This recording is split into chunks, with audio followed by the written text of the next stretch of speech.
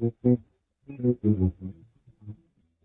morning, good afternoon, good evening, ladies and gentlemen. This is Pit Talk, pulling pits and opinions with your host, Gunnery Sergeant Garcia, uh, aka Gunny G, G Money, whatever you want to call me. If you don't follow, like or subscribe us, let us know.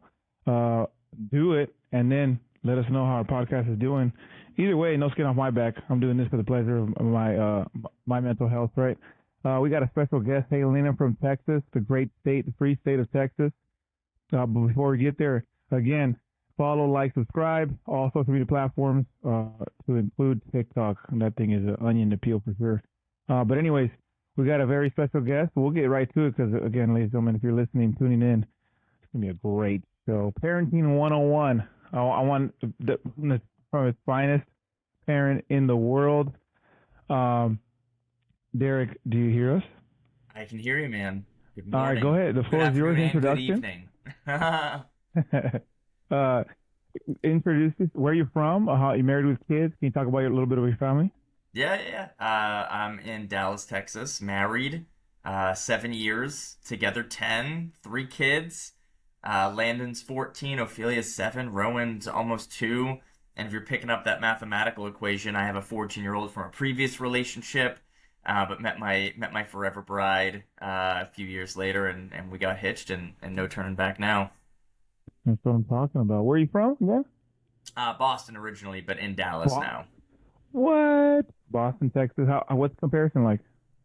Well, Boston is cold as shit and old, and Dallas is hot as shit and new.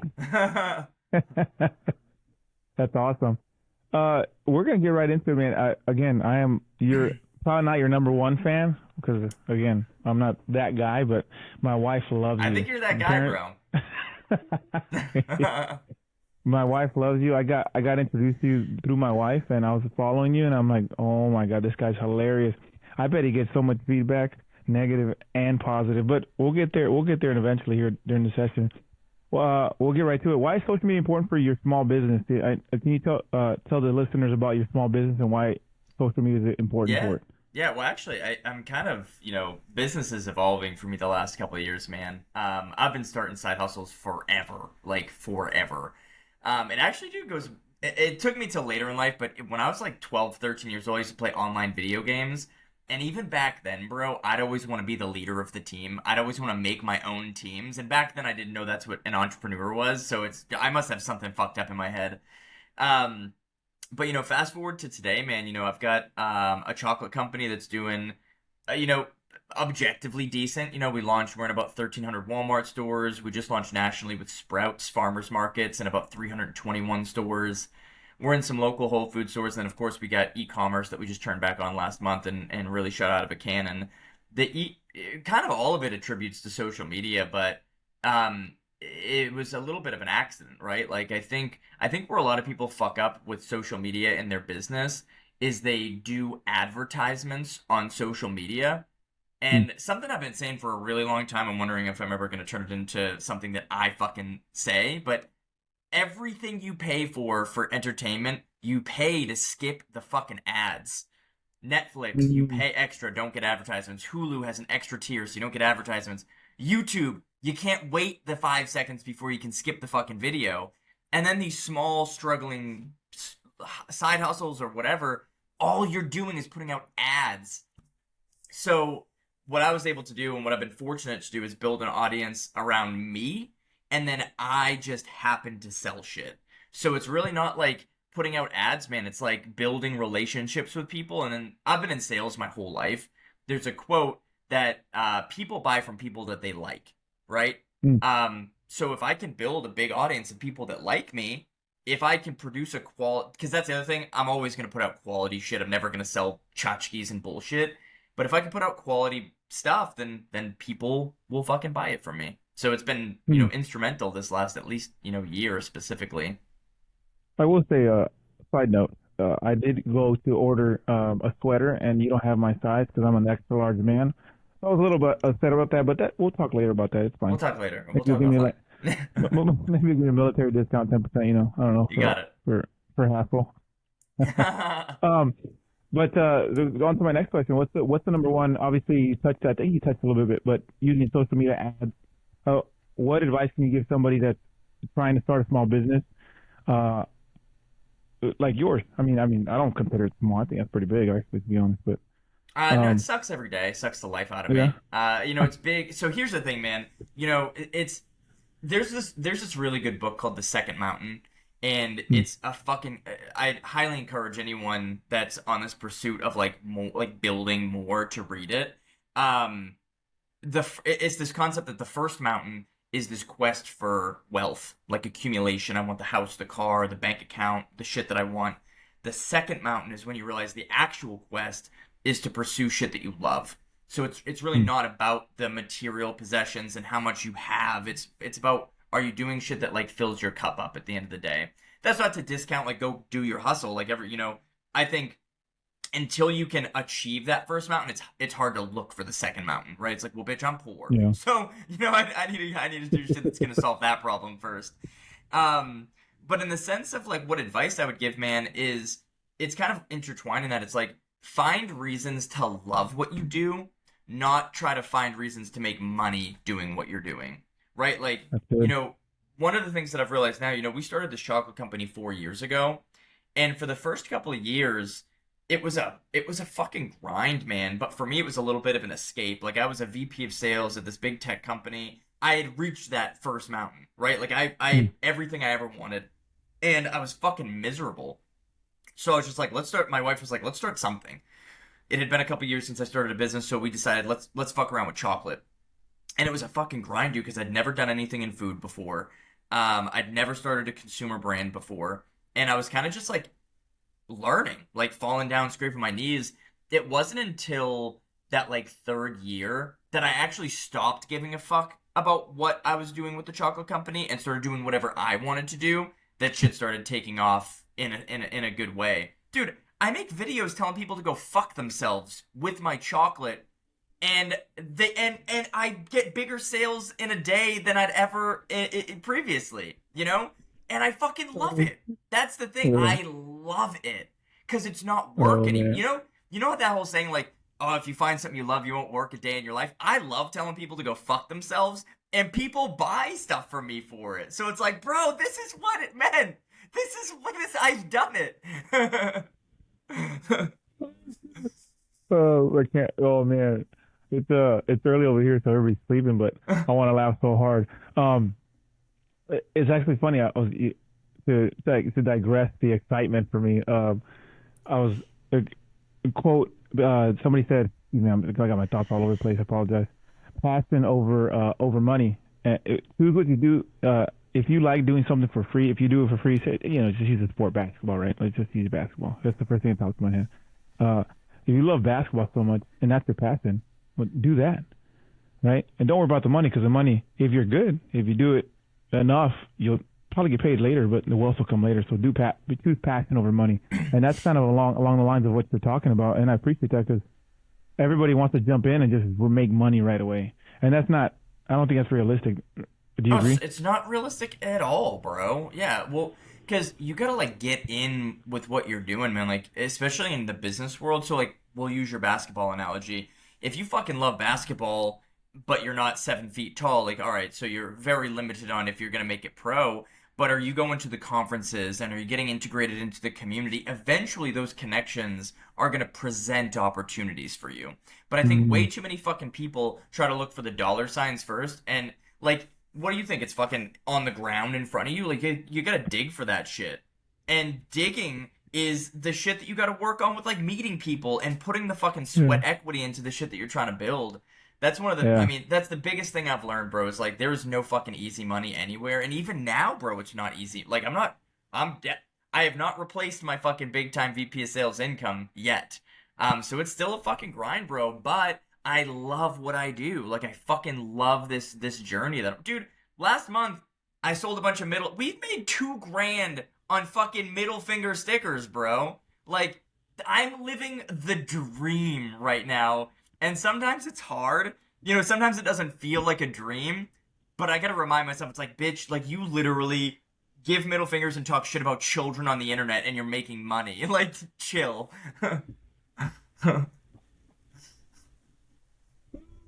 It's crazy. I didn't know you had a sticker. I think my wife mentioned it one time. Where'd I order those? Jesus. Those are I on put it on my TikTok bumper. Shop exclusively. Exclusive. Okay, Yeah. I don't think I'm following on TikTok yet, but I will after today because I want them stickers. I want to put on my water bottle. So, bro, Yeah, I'm fucking all over the country right now, dude. On dude, people's cars congratulations. and shit. That's what's up, dude. Dude, you know what? You inspire me because you're doing. It doesn't even correlate. You know what I mean? Like you're talking crap to people, and then you're still making money off your chocolate. That doesn't even. They don't even play. They're not like exclusive to each other. You know what I mean? Yeah, It's dude. Well, wild. just you just if you hustle and you fucking love what you do, bro, then you're fucking happy. And when you're happy, you can find opportunity. When you're miserable as fuck and sad and depressed, that's the energy you're putting out there, and you're not gonna find shit in that mindset. Hell yeah, that's what's up, dude. Hey, dude. We'll keep going because this is. Oh my god, this is gonna be the best session I've ever had. For personally, for me, anyways. Do you have anything other than Wicked Bold that you're, and the stickers that you're endeavoring right now? Yeah, dude, a bunch of shit, man. Which I'm not done by any. Like, I'm in the good old days right now. You know, like when one day, 10 years from now, I'm gonna look back and be like, yo, that was the grind. Like that was the fucking come up right here. So that's what keeps me out of depression. I'm like, no, dude, this is all gonna pay off. I wrote a children's book. Yeah, bro, and it's fucking dope too, bro. Look at this shit. Look at this shit. And have you ever had a silly idea? Because and you know what, dude, this is the funniest shit about me, bro. It's like I'm almost like Jekyll and Hyde a little bit. I Yeah. love inspiring people and making people happy. Like it's like a huge like core passion of mine is to like show other people that like they're capable. Like you can go Yeah. do this shit. So I wrote this book for kids like probably under 5th grade to like just lean into their silly bullshit ideas. Like don't let that shit die in you. So I wrote this. I actually wrote this, dude, like a year and a half ago, and then did nothing with it because I was like, man, it's not. I don't have an illustrator. I'm not a good enough drawer to like make this look legit. And I put it away, right? And then a couple months ago, the Dallas newspaper did an article for my chocolate company breaking into Walmart, and it ended up hitting the front page, which was fucking insane. Like I'm on the front page of the Dallas morning newspaper. It was dope. And I got a letter from a teacher that said, hey, I saw your front page cover about your chocolate. Can you come speak to our students? And I was Hmm. like, sure. So I had a fucking hour to talk to these kids. And I'm putting together my PowerPoint of like, it was all about like inspiration and showing them, whatever, be a great, whatever, like go be an entrepreneur. And I remembered I was like, oh, bitch, I wrote a book for fucking 4th graders. So I wonder if I have one over there. I'll get it in a second. I literally printed my manuscript, like this 48-page thing, and I sent it up to Office Max and got them spiral bound, just absolute bullshit printer paper. And I read it to these kids, and they fucking loved it, bro. And it made me Uh, realize in that moment, I was like, this shit isn't about. And it went against everything I've ever believed, which is perfection is the enemy of progress. So I was like, I'm just gonna fucking do this shit myself. And I published it myself. I ended up using some online Illustrator tool, dude, and we sold like fucking 300 copies in like 2 weeks. Not a dude, that's ton, right? Like awesome. I'm not on the goddamn New York Times bestseller list, but my journey right now, bro, is I will never work a fucking full-time job for anyone else again in my entire life. I don't think, anyways, unless I really fucking need it. But dude, if every month I can make $1,000 on middle finger stickers and I can make $500 with my little book and TikTok pays me 2,000 and I can pay myself a couple thousand from chocolate. I sell fucking boxes of dirt with shit talking notes in it, bro. The world is fucking my oyster, dude. The world is my fucking oyster. And Oh, it's dude. cool seeing that come to fruition. And then one other thing we just did is I'm gonna start doing some merch drops. Like, dude, people love this unhinged shit. So I'm making like a calendar for next year with just me pretty much like Oh, telling people to go fuck no. themselves on every page. You know what? Hey, if you use this, I'm gonna take like 1% off the top, of the bottom. You know what I mean? Do you know the little reels that you do when you're say you're jumping off the box and you rolled your ankle and you Oh pull the yeah, paper out? yeah, Yeah, dude, those little snippets are amazing. Hey, parents, you still suck. yeah. Yeah. Yeah, dude, and that, Those are but great. but the whole thing is, bro, and what it all comes down to, and this is actually like some real advice, is like, don't give a fuck what people think about you. Like, Hmm. I know it's easy to say, and like you get, it's like everyone fucking dies, bro. One day we'll all be fucking bones in the earth, and no one's gonna remember anything that any of us did. And that's even more reason to just be fucking. Who gives a fuck what your neighbor thinks or Jim? It's like fuck you, Jim, you old prick. Fuck you. What's he gonna do if you do some weird shit on the internet? Tell him to fucking suck a dick, bro, and then walk away. You know, it's like I think people get so caught up in what other people think of them, it prevents like genius from happening. You know, like I do the dumbest fucking shit ever on the internet, and I could give a fuck what people think. Oh my goodness, this is great. If you're not listening, you're tuning in, ladies and gentlemen, tune in because this is holy mackerel. Just as fun, just as much as it's funny, it's great advice. Like nobody, the previous couple guests that I had the same thing. Don't worry about what everybody else is saying. Worry about what you got, what you're telling yourself. But either you're gonna get it or you're not. And it's all pretty much based on. Hey, did you frame the newspaper? I would have. So the newspaper actually mailed me like a laminated sheets of the article. Um, I did put them in frames, and they're under my bed. It doesn't mean the accolades don't mean that much to you, huh? You know, I like it's I love them. You know, like I do love. I just don't feel done yet. You know, Yeah, that shit's like, hey, you've accomplished it. Here's my shrine of everything I've done. It's like I'm not ready to go be like, look how great I am, because I'm not done. That was just one yeah, fucking yeah, yeah. step on the mountain, dude. Yeah. You make me feel bad. Means a lot, but just like what, you know what, dude, that's way different, bro. You're a fucking goddamn soldier, man. Fuck you. That shit's Yeah. cool as shit. And your journey's over. That chapter of your life is over. So hang that shit up, bro, and celebrate what you did for sure. For me, this entrepreneurial side, it's just not over yet. So it'd be like, Yeah. it's like hanging something up and being like, I don't know what's next. It's like I'd rather curate that bitch like a museum in 10 years and be like, yeah, that was step one on the journey. Yeah, yeah, that's what's up. So obviously, you don't really use, at least in my experience with scrolling through the feed, I really haven't seen ads on the Wicked Bold or ads on your book or anything like that. So you're obviously not using social media to market. You're just marketing yourself. So that kind of defeats not defeats the purpose, but it's almost different than what everybody else is telling you. And use social media to market your brand. What are some of the ups and downs with your small business, if you don't mind sharing, with Wicked Bold? Because that's the one that I'm in. Yeah. I want a sweater, but I didn't get it. Go ahead. So yeah, dude, I think, advice is the cheapest shit on the planet, bro, because everyone has some, right? Oh Um, yes, okay. I, I'm just doing shit a little bit different, man. And I'm also, here's the deal, bro. There's a lot of people with side hustles that, and I used to be, so I can say this because I used to be this person, where it's like, I can't start a business until I quit my job. So you go into this new endeavor starving to fucking death for money. And right out of the gate, you're fucked. Because if you're starving for money, it means that you're going to start like, lowering your standards, or manipulating your principles because you need to go get a dollar. Because it's a fucking, it hits different when like you need to get eggs for your family, so you need to go fucking sell something, right?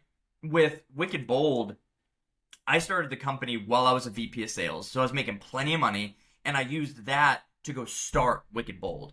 And bro, even to this day, we're in almost 2,000 stores. I work 20 hours a week on Wicked Bold. Like there is that to think that you need to go be 60 hours a week at your fucking brand new business is absolute bullshit. Um, Yeah. so the marketing side of it for me, and now for the last year I have been only Wicked Bold, so I've been able to kind of like slap this bitch together. But marketing for me, man, I'm a really, really big believer in not doing ads just to do ads, like because no one gives a fuck, No. unless you're coming out with some wild shit that's gonna like rock someone's fucking world. Cool, get some ads for some exposure. But bitch, if you're making a chip, no one gives a fuck. A backpack, no one gives a fuck. Shirts, no Yeah. one gives a fuck. The coolest sunglasses ever, no one gives a fuck. And that's not to be like a pessimist, but you need to earn them to give a fuck. Ooh. And I think in today's market, the way you earn them to give a fuck is by knowing who they are and meeting them where they are, right? Like, dude, with chocolate, I've found an audience of people that like seeing middle fingers and people talking shit about parents. And like I've kind of nestled into like, oh, these people will also buy chocolate. But bro, there's so many chocolate brands on the market. If I do an Yeah. ad that says, "Oh, look at my fucking what, like my supple fucking titty chocolate," like no, oh cool, another chocolate ad. Scroll. I didn't come here for a chocolate ad, but Yeah. when I'm getting on and it's my face and I'm going, you know what's great about our chocolate? When you open it up, it has a message for you. Go fuck yourself. Now that shit's like, yo, I'm gonna buy that chocolate. Bro, the other day someone commented, or not the other day, this was a couple weeks ago, but I made a video and I said like fuck you or something in it, and someone made a comment Yeah. and it was probably trying to get attention, but they were like, I was gonna get it until you told me to go fuck myself. And I was like, my bad, my bad. Hey, let me tell you about some other stuff with our chocolate, okay? And I open it up and I'm like, that was it. That's the end of the video, bro. That video did like $3,000 in sales for me on chocolate. And I just gave them the finger. So it's like, I know I don't want to set this unrealistic expectation. It's like, yo, the secret is telling people to go fuck themselves. But it's worked for me, bro, because who else is doing it? No one. Yeah. People are starting companies. It's like, when I first started this fucking paper company, it was because I was diagnosed with chronic diarrhea and I just couldn't find paper. I just couldn't find paper that resonated with me. So I wanted to solve. No one gives a literal. Everyone is doing that. Everyone. Goodness. Every fucking brand you see is like, yo, I almost died when I was 5. So I started this fucking beef jerky company. It's like, shut the fuck up, dude. You're so full of shit, bro. It's all bullshit. So that, it makes me even more just, I'm gonna do whatever the fuck I want to do, bro. Like, that's it. Oh my goodness. Dude, have you ever thought about doing some comedy? I do comedy. You do? What the frick? Why don't you post that stuff? Well, I don't, so I did stand-up comedy for like 10 years from like 21, maybe not full 10 years. Like, I think I started when I was 20, and I went really hard till I was like 25. Then I had kids, and I got a corporate job, and I retracted from that creative life. I was like, all right, Deric, you're done. You didn't make it. It's time to go be a grown-up. So for like 3 years, bro, when I was at that tech company, I was a fucking grown-up, dude. I wasn't cussing, like, but then I sank into deep dark depression because like I'm not that person. I'm not that guy. So for me, a little bit of that escape was like starting the chocolate company and like slowly getting back into it. I've done a couple shows since then, but I'll probably start doing a little bit more comedy in these next like probably the next couple of years. We'll just see what happens. I'm just on the journey, bro. I'm just here for the Dude, oh ride. yeah, dude. Absolutely. What? God, my teeth hurt. Darn it, dude. It's not what I want. I can't even talk because my teeth hurt. So do you consider some of the downs, some of the valleys that you experienced with Wicked Bold? Can you share some of those, and how did you get over climb that hill back up? Yeah, man. I mean, I feel like honestly, it's been one big valley. It's like, when is the up? I don't Wow. fucking know. Um, you get, you get, Oh, dude, it all sucks. Like, that's the thing, man. With starting anything, you have to be a really fucking mentally strong person to be able to mhm. find the reasons to keep going. Because that's what, dude, the Yeah. mission at startups is just don't die. Just don't, you or the business, don't die. And you'll eventually see some cool shit. As long as there's a lot of luck involved, there's a lot of shit you need to do right on accident. But, like, I remember with Wicked Bold, it was about finding, like, the smallest fucking wins to be a reason to keep going. Like, Yeah. for example, the first time I ever sold a bag of chocolate to someone that I didn't know, I was like, oh shit, you're talking about a fucking $4 bag of chocolate sale, but to sell it to, I still fucking remember, I don't remember the person's name, but I remember going to Brooklyn, my wife be like, do you know this person? I don't know this person. And it was like, let's fucking go. Like, someone randomly found our chocolate and bought it. So, like, that was this little tiny win. Or, like, we almost got on Shark Tank, like, 4 years ago. And we didn't get Jeez. on. But it was such a win to go through this whole production thing of, like, we were meeting with the producers and setting up our stage and shit, and then we got kicked off. But for me, I was like, all right, like we're on to something. Like these people are interested in us. Yeah. And then all of a sudden now I have something to keep growing for. It's like, oh, well, dude, if I can get a little bit bigger, maybe next year they'll have us on. And then they told us to go fuck ourselves again and again and again, 4 years in a row now. But it gives you something to fight for, right? Like Whole Foods told me to go fuck myself 100 times. They finally said yes. Wow. There's this website called Touch of Modern. I have an email thread with 100 back and forth emails over 3 years trying to get these bitches to drop our chocolate for they do like these timed releases, hundreds of fucking emails, and finally they were like, all right, let's go. So it's, you gotta have like almost fucking dumbass amounts of energy to like not give up and like be just this like persistent bitch in the world of like always trying to find ways to grow. But everything in between is fucking torture, bro. Like, you know, the most recent down, and I'm still in it, bro, is back in June or July. When we launched Walmart, they said yes to us June of 2022. They were like, let's go. They said, how many stores can you take on? And I was self-producing all the chocolate in this little 1,000 square foot facility that I'm in right now. I said 100 stores. And they were like, dope. They wanted one flavor. They wanted the sea salt chocolate, and they wanted it in 100 stores. 3 months later, they're like, we're actually going to take all 3 SKUs. So spicy, sea salt, and hazelnut. Can you do 800 stores? And I was like, no, bitch, I can't. And it's the first time I've ever said no in my life to like opportunity. I was like, I can't do that shit. It's too much. And they were like, all right, cool. So fast forward 30 more days, they reached out to me again. And they were like, are you sure you can't do 800 stores? So I'm sitting here and things had changed in 30 days, right? Like when I said no, I was trying to be responsible. I was like, let's grow deliberately. Let's grow slow because I want this shit to last. And over those 30 days, I just started realizing, it must have been, I must have just left my last job that I had, which was October 2022.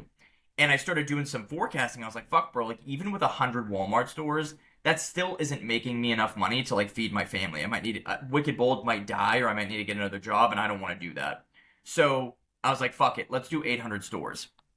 So I said yes. When I said yes, I didn't have the money, and I didn't have the partnerships. I didn't have anything ready, and we were launching in like March.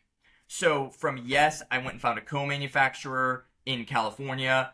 I raised $150,000 from crowdfunding campaigns, which is a lot of money, bro. Like that's not easy to do. So I had one buddy that dropped $100,000 into our business. So like, wow. That went a really long fucking way.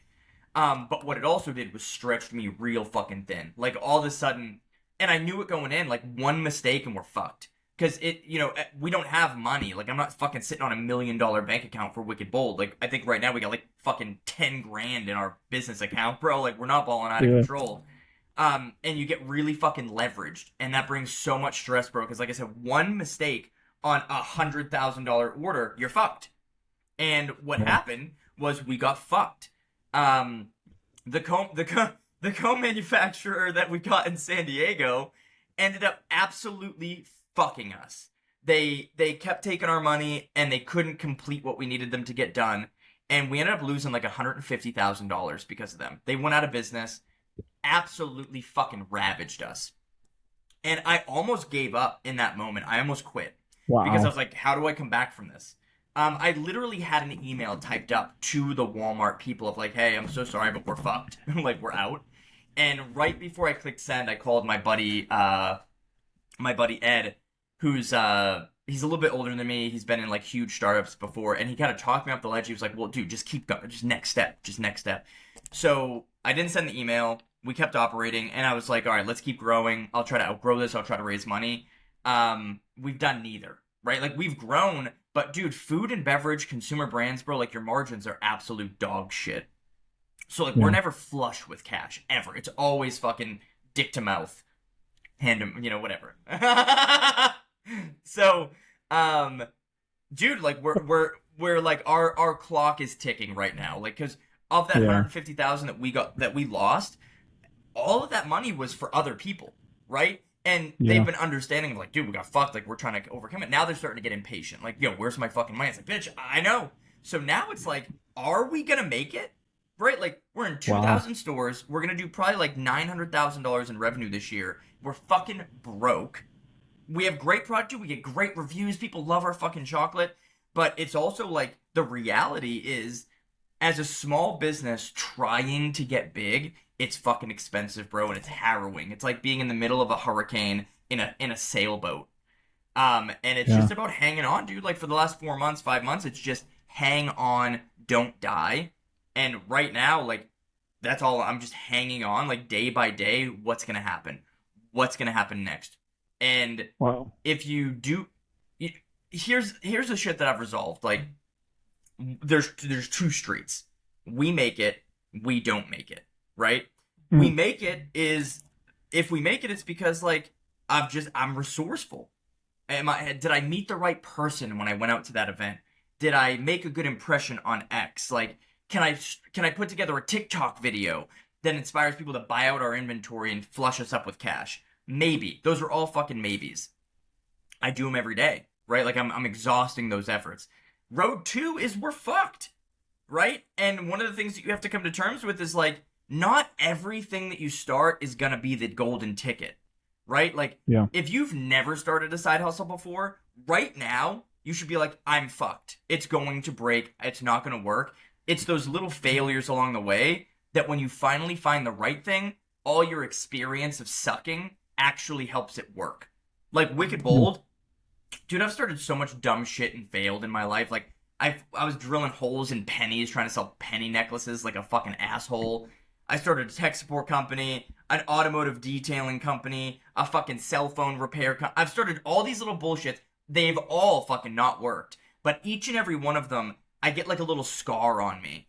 And I remember, Yeah. it's like, oh, I remember that. So when I started Wicked Bold, all those fucking scars put me into the position to go build $1 million company. But I think the reason this whole thread even started is like when I was very first starting out with businesses, I used to think that if you could build $1 million company, you were fucking Bill Gates. Like, oh shit, I'm gonna ball out of control. Yeah. The reality is you're broke as fuck all the time. Like, because that at that level of scale, dude, the shit that I have to move around the world, like for me to make $1 million means that at any given time, I probably need at least $150,000 of inventory ready to sell. Okay, if I have Yeah. $150,000 of inventory ready to sell, it means that I probably always need to have $80,000 to $90,000 of inventory in production to go to inventory. If I want $80,000 to $90,000 of production, it means that I probably have to have a couple $100,000 of raw material ready to go into production, to go into inventory to make $1 million. So cool, I Yes, made $1 sir. million. Yes. I also have $400,000 of money tied up to go make the next $1 million. And when you're working on small margins, bro, like 30% profit margins on a fucking $5 bag of chocolate, you need to sell a motherfucking boatload of chocolate for those numbers to start making sense, bro. So what I'm Yeah. resolved to and what I'll end with on this topic is, you know, we made a good product. I'm proud of myself for making a good product. We've launched some fucking dope partnerships, Sprouts and Walmart and Whole Foods. I'm proud of myself for doing those things. Those two things are in my control. I control the product and how good it is, the packaging, everything. I control the messaging. All that shit, I'm proud of myself for. I controlled how hard I worked to get into retailers. I controlled that. I'm proud of myself for that. I can't control getting fucked. I can't control getting lucky. So I can't measure my worth on the shit that I don't have control over. So I'm sitting Yeah. here and it's like, I'm going to look at the shit that I did.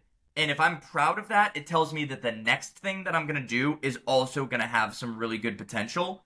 And or maybe I'll get fucking lucky, bro, and this shit will work. So Yeah. it's all hard. It never gets fucking easy, bro. That's crazy. And that's a small business. God, holy mackerel. Yeah. That's wild. Dude, again, if you're tuning in, it's Pit Talk Pulling Pits and Opinions with your host, Gunny G. We got a special guest, Deric Cahill from the Hailing from Texas with Wicked Bold talking about small business. This is not even the part that I wanted to get into, but this sounds like going to be a two-part session, ladies and gentlemen. This is way too good just to get it all out at one time. But again, thank you. An honor and a blessing to have you on. I'm not your number one fan, but my wife definitely is, right? And she shows me all, she sends me all your little reels, and it's motivating in a different type of way, right? Like, because it does suck, and I need Yeah, bro, it's and parenting that's does the suck. shit that that's the shit that I love showing, and I think it's the reason that people enjoy watching the shit that I put out there because it's not this bullshit that's meant to make you feel like inadequate, right? Like it's meant to Yeah. make people feel like they're enough. Because that's step one before you can do anything special is you have to feel like you're enough. Right? So like in Wow. parenting, in business, the bar isn't fucking up here, bro. The bar is in hell. Anyone can do it. Right? There's nothing, Yeah. and that's what I love doing, bro. I don't like being this fucking, you see all these influencers that post bullshit or these fucking people about business, like, come to my fucking seminar, it's $180, I'll teach you how to make a million. It's like, go fuck yourself. Or the parents that are like, when I wake up in the morning, I hand fucking milk our goats in the backyard, and then I make my daughter a fuck. It's like, go fuck yourself, bro. Literally, go fuck yourself. Like, no one gives a fuck about you living that lifestyle, bro. Parents want to see that it's hard. They want to feel good. They want to feel like they don't suck dick at their job. And that's what I give to the people. That's wild.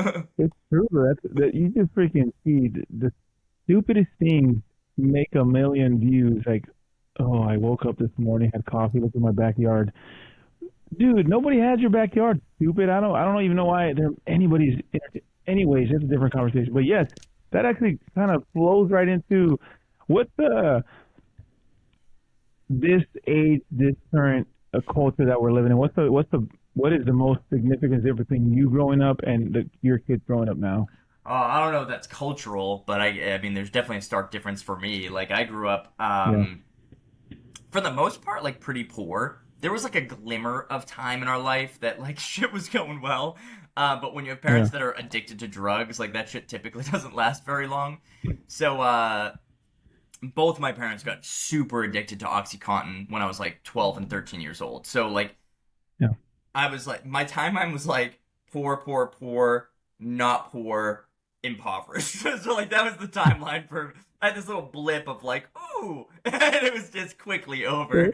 Um, uh, so very unstable, very instability in the Deric Cahill youth home. 16, I moved out, living with a girlfriend and her family. And then kind of just like I've just grinded on my own. No fucking idea what I'm doing, right? Like I've kind of lucked my way into some of this shit. But obviously my kids don't see any of that world. Like they're very fucking insulated. And I think our generation, like 30s year old parents have very much insulated their children because I think we went through so much fucking trauma. And the Yeah, world is also, I don't know if this is just an old person thing to say, but the world feels scarier than it did when I was a kid. Like, yeah. neighborhoods aren't the same. You don't really know who your neighbors are anymore, so my kids are, it Wow. actually bothers me sometimes at how insulated they are and how, like, privileged they are. Because, especially, like, my 14-year-old son, he could be a huge dick sometimes. But, um, yeah, dude, I mean, I'm just, the converse is like I would never want them to grow up the way I grew up, right? Yeah. Not being able to go to mom and dad for help, like being fucked at 20, 21, 22, 23, and like not being able to go home to mom and dad or whatever. So my kids will always have that. And I just have to trust that they'll, follow our good example and become good humans. Wow. That's good. That's actually, man. I don't know if that resonates with anybody. That resonates with me and Minnie. Uh, that's my wife, by the way. Minnie's short for Minerva, but anyways, yeah, that resonates with me, man. That's crazy because it is different. It is different. It's not cultural. Yeah, you're right. It's not. It might not be, but again, I'm not smart enough to tell you yes or no. Yeah, same. Um, but it is different. It is different, and even being in the military, still currently in the military, you still insulate your kids. Like you don't want them to be exposed to the stupidity that we see as adults. Like, man, that's crazy. Is that what we did when you were younger? I don't think we did that, or I don't think we posted that or seen that. And Well, mind that's the you, other thing, bro. Social media is fucking like my kids aren't my 7-year-old, 2-year-old don't have phones, but like my 14-year-old does. He's not allowed on social media because, bro, hmm, some of these trolls and some of these like bitch comments, they sometimes get fucking me fired up. And I'm a 35-year-old, relatively successful and confident man, right? Yeah. Give that same shit to a and that's where you see kids fucking like killing themselves and shit, bro, because like they don't know what to do with those emotions. They don't know that that little fucking cunt on the other end of that phone is a little bitch that isn't gonna do shit with their life. They don't know that yet. Yeah. So they take those words and it sits on their chest and it starts becoming their reality. I'm not good enough. No one likes me. I'm an ugly bitch. And they fucking kill themselves for it. I'll tell you what, bro. If anyone ever pushed my kid that close, I would fucking their generation would be over. Like that motherfucker, their whole Yeah. lineage would be. I'd go after grandmas and grandpas, nieces, nephews, like all of them, bro, would be gone. I would become the Punisher. So I think that's the other thing, man. Is there's so much uncharted territory for parents, and when you factor, like, dude, I think about this all the time because, like, my son's 14. He wants freedom. He wants autonomy. He wants to start being a little man, and I need to start figuring out how to deal with that because I look back when I was a kid, I did whatever the fuck I want whenever I wanted. I wanted to go to the mall. I would just walk to the bus stop with my friends. We'd get on a goddamn public bus and go to the mall. No cell phones? Bitch, what? I'm gone. You'll never hear from me again if I don't come back. And then my son, you know, he wants to go to the mall. It's like, all right, bitch, like, how are you going to get there? Who are you going to be with? What time will you be home? How will you get home? What are you going to be? It's like all these questions, and he gets pissed at me for it. It's like, I'm sorry that I love you, you fucking bitch. But it's also new for me, bro, because I didn't see the parents that gave rope responsibly. I saw the parents that just, like, they didn't even know I had the rope. I'm just sprinting away with the rope, and they're smoking crack in the fucking patio, you know? So it's like, I don't know how to temper myself. I don't know what the right amount of rope is. So I'm just like, all right, bitch, well, I'm giving you as much rope as I know how to give you. Yeah. That's funny though, Derek. That's exactly what we do here with our family. We have to sell 15 to sell girl, especially, you know. Yeah, I It's know, like, dude. yeah, you wanna go somewhere? Okay, give me the 5 W's: who, what, when, where, why, and how do you plan on executing what you're gonna do? And she goes, you know what? I can't even answer the first one, so I'm not even going. Yeah, well, what Landon does is that he lies about it, you know. And I catch him, bro. That's the other thing. I'm so fucking goddamn good at catching him that he's just gonna get sneakier and sneakier. But yeah, dude. I mean, no one knows what the fuck they're doing, man. You know, if you're a good parent, the best you're doing is just the best that you're doing. Yeah, it's And good. I think your kids, as long as you're not being fucking insane, bro, I think your kids are gonna grow up and value the love and care that you did for them. Yeah, Everyone has bad days, bro. Like I have fucking terrible days too, and you know, you just hope that I'm really good at apologizing. Really fucking good at saying sorry. If I go a little over the top with Landon, like if he pisses me off and I kind of overreact and I'm yelling or whatever, I'm really fucking good at being like, hey dude, I'm my bad. Like I shouldn't have yelled or I shouldn't have blah blah blah blah blah. And it might not fix the thing, but it at least meets him a little bit at the middle. Like, all right, this at least my dad shows me how to apologize, and I think that's gonna be a healthy additive yeah, to it's a good. kid's life.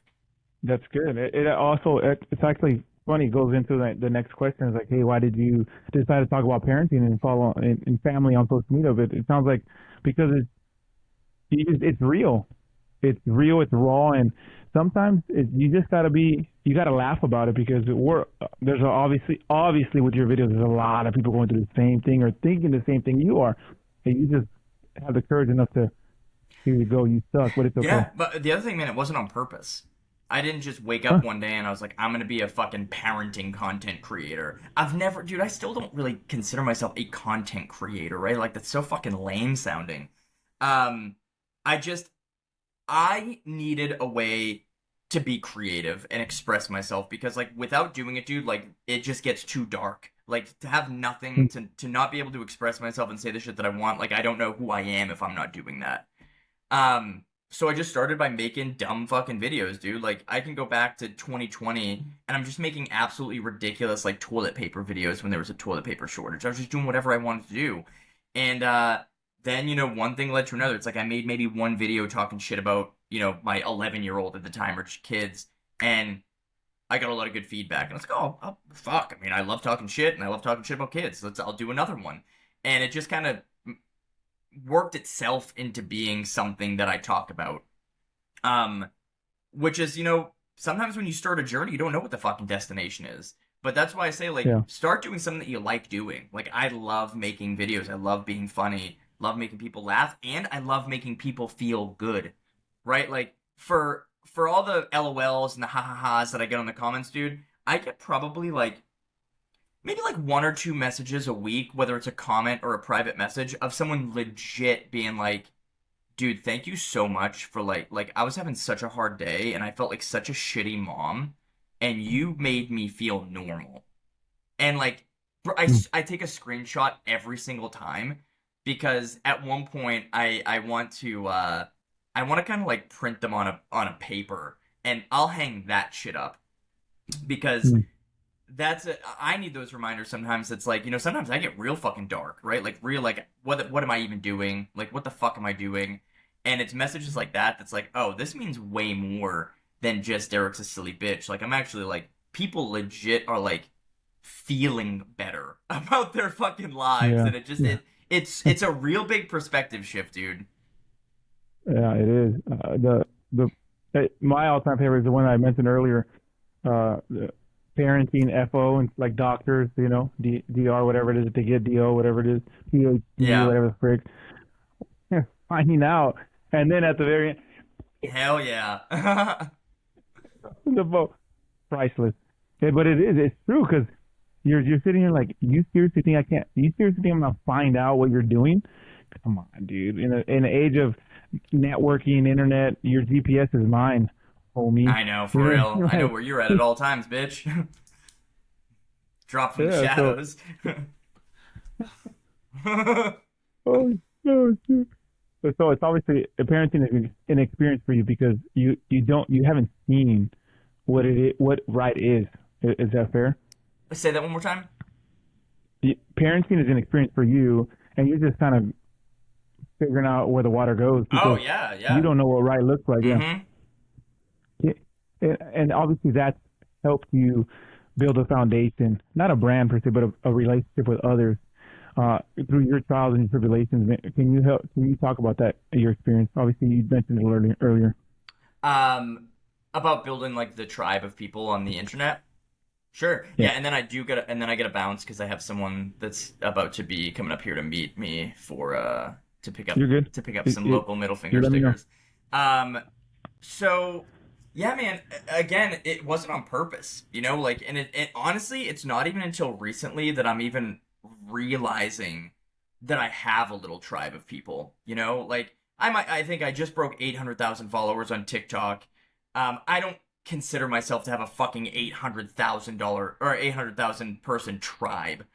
Um, but I do have probably a few hundred like die hard motherfuckers like that are here for me. And I think one of the things, dude, that I see a lot that happens is it's like it lives in the world of like humbleness a little bit. Like, I answer nearly every fucking private message that I get. Every fucking one, dude. Um there's a couple that like maybe slip through the cracks, but for the most part, dude, I respond to fucking everyone, bro. I'm accessible. Because I'm just this dumbass motherfucker that has gotten just lucky with shit. Like I work Yeah, really hard, dude. Like I'm not discrediting like the hustle that I have, but I'm just like a dude. And I think it's really easy to relate to someone that doesn't feel out of reach. Like I'm not yeah, someone that you couldn't be. Like I'm just fucking I don't even know I'm just a fucking guy, bro, that like says dumb shit on videos. And then when you yeah, add in the layer of accessibility to like talk, now all of a sudden it's like I'm a butt, like I'm your boy, bro, and like I am. I mean, it's obviously it wouldn't scale. Like I can't actually be best friends with that many people, but dude, I've met with people like a couple of people have been like, hey man, I need some help starting a business, and it's like, dude, fuck, let's meet, let's chat, let's do the thing, and I'll take time and spend with people. Um, yeah, but again, it was never intentional. Like when I make videos or when I post, I'm not thinking about how am I going to make money? How am I going to turn this into a business? I'm just thinking like, I need this. I need to make this content. If people are here, great. If they're not, I'm not doing this for them. I'm doing this for me. And the real yeah, big pivotal moment for me on that was back in 2021 my first ever like viral video. I was returning a car to Enterprise, and I just was recording myself because no one was answering the phone. I answered the phone. The video got like 25 million views on TikTok. It was on radio stations across the country. The fucking UK magazine, like newspapers were fucking writing about this fucking random bitch that was returning a car to Enterprise. And it was amazing, bro. Like, it was a dope experience. We did like 30 grand in chocolate sales that month before we could really handle that. And I remember like 2 days later, I was like so severely depressed thinking about how am I going to keep that up? Because as a comedian and entertainer, that's kind of the destination that validates, oh, you're a funny bitch. Like, you have people that love you and follow you. But returning a car to Enterprise, like, I'm not going to be the guy that goes to stores and answers their phones just for the internet. I'm never going to be the sellout guy. No, I don't care how fucking funny you think something is. If it doesn't feel good to me, I'm not going to keep doing it. It doesn't matter what money is on the table or what accolades are on the table. So fortunately for me, I took like a week or two, and what I decided was if these people think I'm funny, they'll stick around for the next thing that I post. If they don't, cool. Because I'll go back to the beginning, which is I'm doing this for me. It's not about the follower count. It's not about how many views I get or the conversion or comments. That shit does not fill my cup. It gives me boosts, right? Like breaking 800,000 followers. I'm like, oh, that's cool.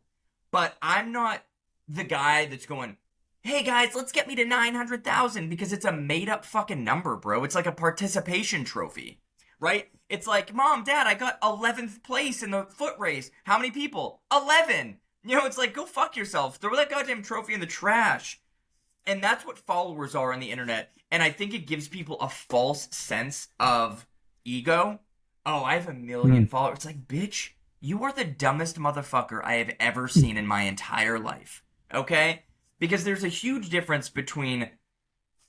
Let me go back in time a little bit, right? Because I don't want to shit on people that are like building an audience. But it's like, for me, followers don't equal anything to me. It's always at the mercy of the algorithm. That follower count is vanity. That's a vanity metric. It's, look at me. Look how fucking popular I am.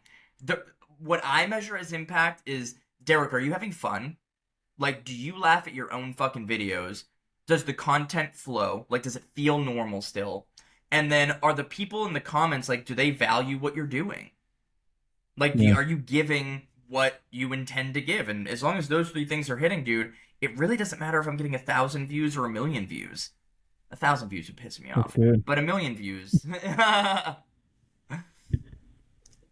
That's good. That's great advice. We'll touch. I know you're a busy man. You're taking time out of your busy schedule, and I appreciate it. Again, an honor, and blessing to have you on, Deric. Just real quick, lastly, do you ever ask your wife to post with you? Do I ever ask my wife to post with me? She's not a big in front of the camera person. I think sometimes she thinks that she wants to be, but then she's actually not. She's in a couple videos. That's the same thing with like my kids, though. It's like every now and then they'll make a debut, but for the most part, I try to keep my kids off. And my wife's definitely my behind the scenes lady. She signs off on every video. I always show her the video first. I'm like, did you think this was funny? That's the biggest critique. That's awesome. Where can dude, you either buy the bridge or you live under the bridge that you want to be at. And that's where it sounds like that's what you're doing, man. And I appreciate that. That motivates and inspires. And that's why one of the reasons why I want to have you on, because I looked at your website, I looked at Wicked Bold, I looked at that little video, you being a scientist, creating chocolate. I love it. But it inspires me, and I'm sure that it can inspire somebody else. And that is your goal. That is your job, as long as you inspire one person. And you have, and I appreciate you taking the time to do that.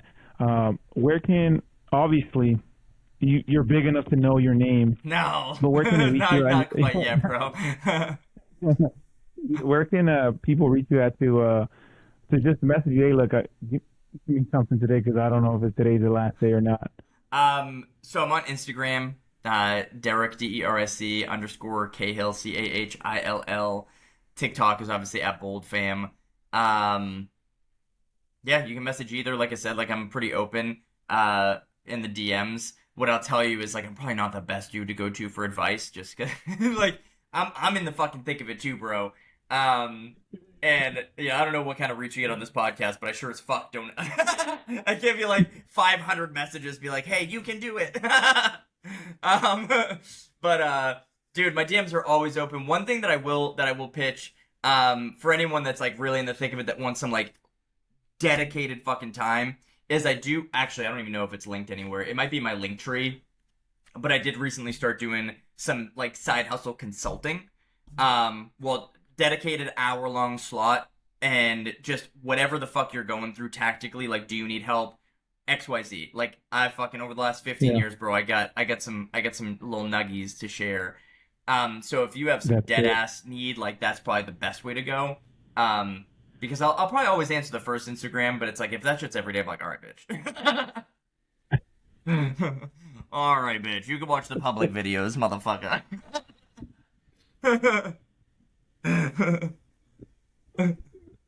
One last thing. The floor is yours. You have a couple minutes to end the show. Then the session, what's the last thing you want to end with in terms of small business parenting and whatever else is top of the dome? I would just say like just do you, bro. Like if you're thinking about how good of a parent you are, you're already a good parent. And same thing on the business side, dude. Just fall. Don't be afraid to fall down and scrape your knees, dude. The first thing you make certified 1,000,000% is gonna fucking suck. 100%. Everything is gonna suck at the beginning. The videos are gonna Good. suck. The content's gonna suck. The product's gonna suck. The marketing's gonna suck. You're gonna suck. Everything fucking sucks. Keep going. Keep building, Yeah. regardless of, because you're gonna think it's cool as shit. Everyone else is gonna be like, that's the dumbest shit I've ever fucking heard in my entire life. But you have to keep going. And just fucking believe in yourself, bro. That's no one else's job but you. If you don't believe in you, you can never expect anyone else to believe in you. Dang. Mic Boom! drop. Boom. Ladies and gentlemen, again, this is Pit Talk Pulling the Pits and the Pins with your host, Gunny G. We out. Nah, dude, I appreciate it, man. It's good to meet you, bro. All right, dog. Talk to you Later. soon, man.